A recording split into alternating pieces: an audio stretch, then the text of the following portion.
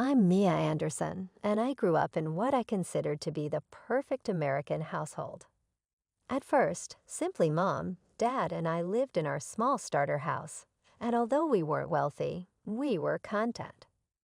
I have never encountered a man who worked as hard as my father, James Anderson. Beginning with just two vehicles, he started his transportation firm from the bottom up and eventually grew it into a prosperous enterprise. In the beginning, he insisted on doing the vehicle maintenance himself, and I recall that Dad would occasionally return home coated in grease. Back then, Mom, she goes by Sarah, but I can hardly bring myself to call her that anymore, was a restaurant manager. Despite her continuous complaints, she was very competent at her work. She would push food around her plate at supper and declare, "One day, James, I want to be a proper housewife. I'm dying from all these late nights." Dad would simply give her a pat on the hand and smile, telling her that she would soon be allowed to stop. And he fulfilled his pledge. Dad's business really took off when I was 9 years old. After he secured a number of significant contracts, we found ourselves relocating to a stunning two-story home in one of the town's most exclusive areas. I had a large, light-filled room of my own with windows overlooking our lawn. I went crazy with the decor, which included a huge bookcase that Dad made himself, fairy lights all over the place, and walls that were pale purple. He worked on it for a whole weekend, swearing under his breath when he thought I couldn't hear. But when it was all said and done, he was ecstatic. As she had always desired, Mom left her work soon after we relocated. However, she seldom ever returned home to take care of the house as she had said. It was usually a late salon appointment, a brief shopping excursion, or lunch with the girlfriends. Dad was too preoccupied with his firm to seem to mind. However, he always found time for me. He would listen to all of my stories about school and friends as if they were the most significant things in the world. And every Sunday we would go have ice cream. It was just before my 11th birthday that we last had ice cream. Dad was telling me about one of his drivers phoning in ill on a sunny spring day. After he finished his cone, he remarked, "I guess I'll have to run myself tomorrow." Just like the old days. "Can I come with you?" Anticipating a road trip with Dad, I inquired. He ruffled my hair and laughed. "This time, Princess, no. It's only a little overnight excursion. Before you know it, I'll return." Before going to bed that night, I recall giving him a very strong hug. I said, "Love you, Dad," not realizing that would be my final communication with him. He departed before daylight the following morning. Our nanny, Maria, packed his lunch and made his coffee while Mom was still asleep. I heard him pull out of the driveway after starting his truck. I never saw my father alive again after that. At 3:47 a.m., the phone call came in. I know this since I couldn't sleep because of an odd sensation in my stomach, which kept me up. After hearing Mom scream from her bedroom, I heard something crack, most likely her bedside light. My memory of the following several hours is hazy. Maria holding me close as Mom paced back and forth and spoke on the phone, police officers in our living room. Like black butterflies, words like massive collision and died instantly drifted around me. A lorry that had jackknifed across the highway had collided with Dad's truck. They said that he didn't suffer, as though that somehow would make things better. However, nothing improved it. Nothing was able to bring my father back. In my mind, the funeral is basically a blur. I recall not fully believing Dad was inside the closed casket as I stared at it. At one point, Mom virtually threw herself across the casket and wailed, putting on quite a show. At 11, I believed it was the only way adults dealt with sadness, but now I see how theatrical it all was. I got to know Uncle Robert and Aunt Patricia for the first time during the funeral. Uncle Robert had Dad's eyes, The same gentle, wrinkled corners when he attempted to smile at me through his tears, but they still seemed like strangers. He bowed to me and said, "Mia, I'm your father's brother. I'm so sorry that this is how we're meeting. Why haven't I met you before?" As forthright as children may be, I recall asking. His face took on a shadow. "Many years ago, your father and I got into a fight. Now, however, none of it matters. I had to come bid my little brother farewell." After the funeral, Mom's grief evaporated like morning dew. Within weeks, she was meeting with Dad's lawyers, taking control of his company, and acting like she knew the first thing about running a transportation business. She started throwing around terms like restructuring and modernization, but it was obvious she was just making things up as she went along. I spent most of my time with Maria, who would shake her head sadly whenever Mom came home with shopping bags from expensive stores. "Your mother's spending money like water," Maria muttered one day while making my lunch. "Those poor drivers haven't been paid properly in weeks." She was right. Dad's employees started quitting one by one, men and women who'd worked for him for years, some since the beginning. I remembered their names, their faces, how they used to bring me little presents from their routes. Now they were leaving, unable to feed their families on promises and excuses. 6 months after Dad's death, Mom sold what was left of his company for a fraction of what it had been worth. She acted like she'd made some brilliant business decision, but everyone knew the truth. She'd run Dad's life's work into the ground. After the sale, Mom was rarely home. I spent most of my time with Maria, who'd started teaching me Spanish, saying it would come in handy someday. I began spending a lot of time at the library after school. It was better than coming home to an empty house. Mom would breeze in late at night, sometimes smelling of wine, barely acknowledging my existence. "Oh, you're still up," she'd say, as if surprised to find me in my own home. Then she'd disappear into her room, and I wouldn't see her again until the next evening, if at all. Then came that Sunday night. I was doing homework in the kitchen when Mom burst through the door, giggling like a teenager. She wasn't alone. "Mia, sweetie," she called out, her voice thick with fake enthusiasm, "come meet Richard." Richard was tall and wore an expensive suit that somehow still looked cheap. His smile didn't reach his eyes when he looked at me. "Mia," Mom said, clutching Richard's arm like a lifeline, "Richard and I got married last weekend. He's your new father. We're going to be a proper family again." "I already had a proper family," I said, my voice shaking. "I already have a father." Richard's fake smile disappeared. "Listen here, young lady," he said, his voice stern. "Your mother and I are married now. You need to accept that and show some respect." "You're not my father," I spat back. "You'll never be my father." "See what I mean?" Richard turned to Mom. "Difficult child. Needs discipline." But Richard moving in was just the beginning. Within a week, his mother, Gloria, his sister, Janet, and his 12-year-old niece, Madison, had all moved in too. They took over the house like an invading army, rearranging furniture and changing the decor Mom and Dad had picked up together. Mom didn't seem to mind. She and Janet became instant best friends, spending hours shopping and gossiping. Gloria took over the kitchen, complaining about Maria's cooking until Mom fired her. I lost the only person who still cared about me in that house. Then came the final blow.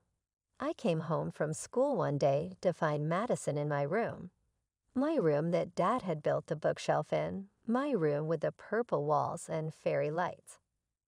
"What are you doing?" I demanded. "Aunt Sarah said I could have this room." Madison smirked. "It's bigger than the guest room, and I need space for all my things." "Get out." I screamed. "This is my room." "Not anymore," she taunted, throwing my books off the shelves. Your mom says you're moving to the small room down the hall. I lost it. I lunged at Madison, and we both went down in a tangle of arms and legs. I pulled her hair while she scratched at my face, both of us screaming. Richard and Mom ran in, pulling us apart. Mia, Mom shrieked. How dare you? Go to your new room right now. No, this is my room. Dad gave it to me. Richard grabbed my arm roughly. Your father is dead, he snarled. This is my house now, and you'll do as you're told. They locked me in the small guest room for 2 days, only letting me out for school and bathroom breaks. My books and things were piled in boxes in the corner. Dad's bookshelf was thrown out with the trash. Through the wall, I could hear Madison playing music in my old room, and Mom laughing with Janet downstairs, like nothing was wrong. A few weeks after the room incident, I was heading to the bathroom late at night when I heard voices from downstairs. I crept to the top of the stairs, staying in the shadows. The girl is becoming more difficult every day, Richard was saying. She's disrupting our family harmony. Have you considered finding her another home? My heart stopped. Another home? You mean adoption? Mom asked, and my blood ran cold at how thoughtful she sounded. I suppose that could work, Richard added. She's still young enough. It would be better for everyone. Janet chimed in. Madison's afraid of her after that attack, and honestly, she doesn't fit in here anymore. I ran back to my room, buried my face in my pillow, and told myself they couldn't mean it. Mom wouldn't give me away. She couldn't. I pushed the conversation to the back of my mind, convincing myself it was just talk. 2 months later, my 13th birthday arrived. I wasn't expecting much. My birthdays hadn't been celebrated since Dad died. But to my surprise, Uncle Robert and Aunt Patricia showed up at the door. Happy birthday, Mia. Uncle Robert said, hugging me tight. His eyes narrowed when Richard walked past, ignoring us completely. Mom had thrown together a hasty dinner, probably embarrassed that Dad's brother might judge her. The tension around the table was thick enough to cut with a knife. Then Mom cleared her throat. Actually, Robert, Patricia, I'm glad you're here. There's something I need to discuss. Something in her tone made my stomach clench. Mia isn't happy here. Mom continued, not looking at me. And frankly, we're not happy either. She doesn't fit in with our new family dynamic. I've decided to put her up for adoption. The words hit me like a physical blow. The conversation I'd overheard hadn't been just talk after all. I thought, since you and Patricia don't have children of your own, Mom continued, her voice casual as if she were discussing the weather, you might want to take her. If not, I'll start looking for other families. The room spun. I couldn't breathe. On my birthday, she was giving me away. On my birthday. Uncle Robert's chair scraped back so violently it fell over. We'll take her, he thundered, his face red with fury. And you, Sarah, are the most despicable excuse for a mother I've ever seen. How dare you? Richard started to stand, but one look from Uncle Robert made him sink back into his chair. Patricia, Uncle Robert said, his voice gentler, help Mia pack her things. We're leaving now.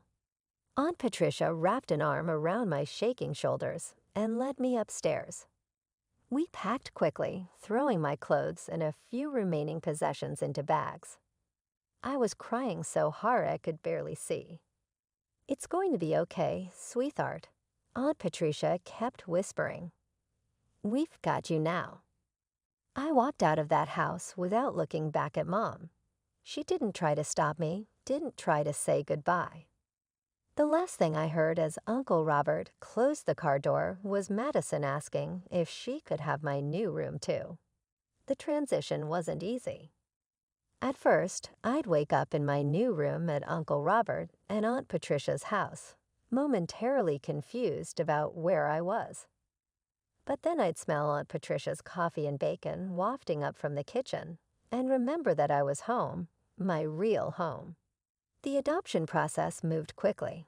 Mom signed away her rights without hesitation, which hurt at the time but eventually felt like a blessing. Uncle Robert and Aunt Patricia became Mom and Dad on paper, making official what was already true in my heart. Mia, Uncle Robert said one morning over breakfast, we enrolled you in Riverside Prep. It's a better school than your old one, and we think you'll like it there. I did like it there. Without the constant stress of my old home life, I started doing better in classes. My teachers noticed, and so did my new parents. They came to everything, every school play, every academic award ceremony, every parent-teacher conference. When I joined the debate club, they sat through every competition, beaming with pride even when I lost. They encouraged me to try new things, piano lessons, summer science camps, volunteering at the local animal shelter. They supported it all, not just with money, but with genuine interest and involvement. The pain of my mother's rejection faded gradually, replaced by the warm certainty of being truly loved.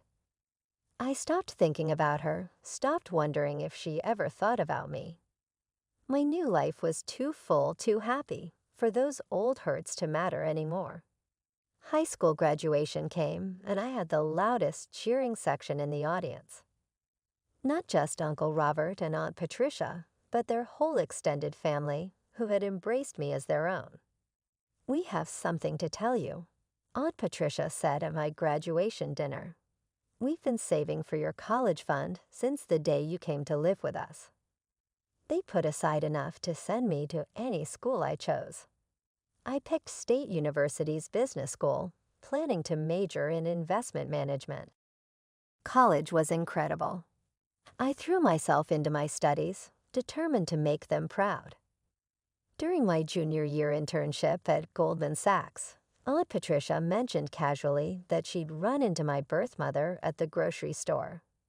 She has a son now, Aunt Patricia said, carefully watching my reaction. They're still in your father's old house, with Richard's family. I just nodded, surprised to feel nothing but mild curiosity. That life seemed like a distant dream now, happening to someone else. After graduation, I landed a job at Morgan Stanley. My starting salary made my eyes pop. It was more money than I'd ever imagined making right out of college. The day I got my first paycheck, I went straight to the jewelry store. Uncle Robert had been wearing the same worn-out watch for years, and Aunt Patricia had been eyeing a particular pearl necklace in a local shop window. When I gave them their gifts, Aunt Patricia started crying, and Uncle Robert's hand shook as he put on his new watch. You shouldn't have spent your money on us, he protested weakly. Who else would I spend it on? I asked, hugging them both. You're my parents. You're the ones who made all of this possible. 6 years flew by after college. I climbed the corporate ladder at Morgan Stanley, earning promotion after promotion until I was managing my own team. Every success felt sweeter because I could share it with Mom and Dad, as I now called Uncle Robert and Aunt Patricia, without hesitation. The apartment came first, a beautiful 2-bedroom condo in a nice part of the city.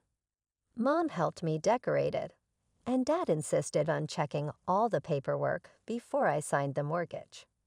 Then I met Michael. After a year of dating, he proposed during a weekend trip to the beach.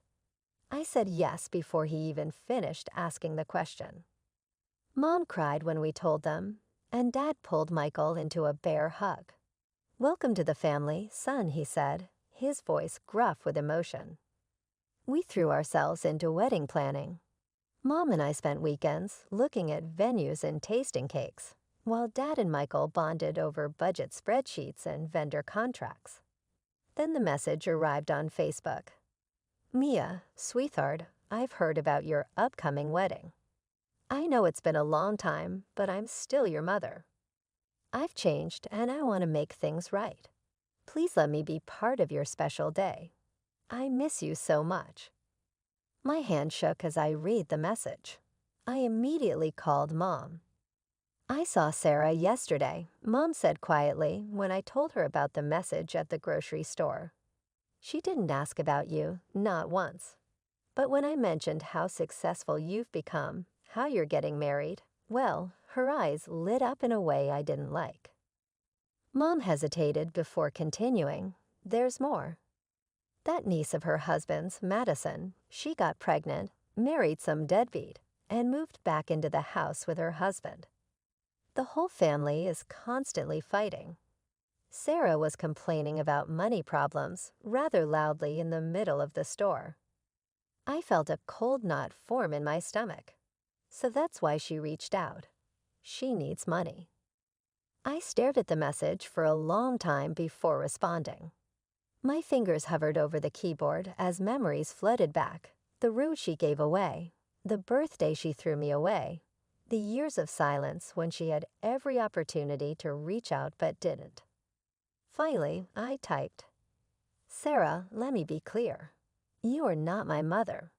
You lost that right when you gave me away on my 13th birthday. I have parents who love me unconditionally, something you never managed to do. I don't want you at my wedding. I don't want you in my life. Don't contact me again. I hit send, then immediately blocked her. My hands were steady now, my mind clear. I felt lighter somehow, as if I'd finally put down a weight I didn't know I was carrying. The morning of my wedding dawned perfect and clear. Michael's parents had rented the Mason Creek estate for the ceremony, a beautiful historic property with sprawling gardens and a restored Victorian mansion. I was in the bridal suite with Mom, putting the finishing touches on my makeup, when there was a knock at the door. Miss Anderson, one of the security guards, looked uncomfortable. I'm sorry to disturb you, but there's a situation at the front gate. There are some people insisting they know you. A man, woman, and teenage boy. My stomach dropped. Somehow, I knew exactly who it was. I'll handle this, I said, standing up carefully in my wedding dress. Mia, you don't have to. Mom started, but I shook my head. Yes, I do. Once and for all. I walked to the front gates, my wedding heels clicking against the cobblestone path. And there they were. Sarah, Richard, and a boy who must have been my half-brother, though he looked exactly like Madison. Mia, Sarah screamed when she saw me, grabbing the iron bars of the gate. How dare you not invite your own mother to your wedding? Let us in immediately. I took a moment to really look at her. She'd aged poorly. Her designer clothes were obviously last season's, her makeup too heavy, her hair desperately in need of a touch-up. Richard looked thinner, more haggard, the expensive suit replaced by something off the rack. Richard should be the one walking you down the aisle, Sarah continued, her voice shrill. He's your father. That made me laugh, a genuine, hearty laugh that echoed across the courtyard. My father? I said, still laughing. The man who locked me in a room for 2 days. The man who helped you throw away your own daughter. We're family. Sarah's voice cracked. You can't just pretend we don't exist. Look at how you're living. This fancy wedding. Your big job. Your expensive clothes. Meanwhile, we can barely make ends meet. We're drowning in debt, and you're here playing princess. Ah, there it was, the real reason for this dramatic appearance. I'm not playing at anything, I said coldly. I worked for everything I have. And let's be clear, you're not my family. You gave up that right years ago. My parents are inside that house. They're the ones who raised me, supported me, loved me unconditionally. You need our help. Sarah was practically foaming at the mouth now. After everything we did for you, everything you did for me. I cut her off. You mean throwing me away like garbage. Taking away my room, my home, my childhood. That's what you did for me. I turned to the security guards. These people are strangers who are trespassing. Please remove them from the property. They are not welcome here. You can't do this. Sarah screamed as the guards moved forward. On your mother. No, I said firmly, you're just the woman who gave birth to me. There's a difference. I turned my back on her continued screams and walked away, my head held high. When I returned to the bridal suite, Mom was waiting with a worried expression. Are you okay, sweetheart? I took a deep breath and smiled. You know what? I've never been better. That chapter of my life is finally completely closed. There was a knock at the door, and Dad poked his head in. Ready, princess. I adjusted my veil as I took one more glance in the mirror. The 13-year-old girl who was staring back at me was no longer so terrified. I was accomplished, I was powerful, and I was loved, really loved. I took Dad's arm and said, I'm ready. As we got closer to the garden ceremony, the wedding march started to play. Michael was standing at the altar, grinning and crying as he looked at me. As Dad led me down the aisle, our guests turned to watch. It should have been this way. I was given away by the guy who taught me how to drive, who assisted me with my college applications, and who demonstrated the true meaning of a father's love. The ceremony was flawless. Under a clear blue sky, surrounded by flowers and our loved ones, Michael and I exchanged vows. Our guests cheered as he kissed me for the first time as my husband. Long into the evening, the reception continued. After a heartfelt speech that brought everyone to tears, Dad made everyone chuckle with anecdotes from my college days. I couldn't help but smile as Mom danced with Michael, and I danced with Dad. 6 months have passed since then. After returning from our honeymoon in Greece, Michael and I have found a great new normal in our lives. I honestly respond to inquiries about my real parents by saying that they are the ones who picked me, loved me, and helped to mold me into the person I am today. To be honest, I don't care what happened to Sarah and her family after the wedding. They had to sell Dad's old house, according to rumors, but I'm not worried about that anymore. I've moved on from that phase of my life. Being deceived or abandoned is not the subject of my narrative. Finding your true family, those who love you voluntarily rather than out of obligation, is the goal. It's about choosing joy over resentment, forgiving others over being angry, and focusing on the future rather than the past. Now that I'm Mia Anderson Mitchell, I'm overjoyed with how everything worked out. Every Sunday, we eat supper with my parents, who choose me and never let me go. And every morning I wake up next to a man who loves me unconditionally.